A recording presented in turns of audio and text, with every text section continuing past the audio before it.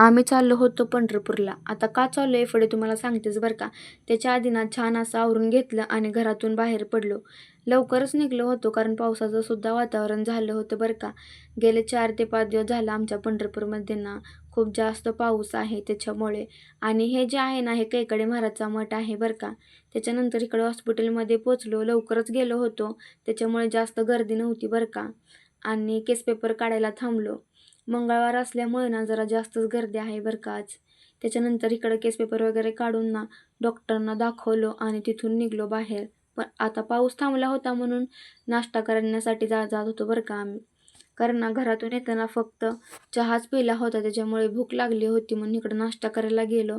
नाश्ता वगैरे करून घेतला आणि तिथून ना लवकरच निघालो. बाहेर आलो तर इतका जास्त पाऊस वाढला होता.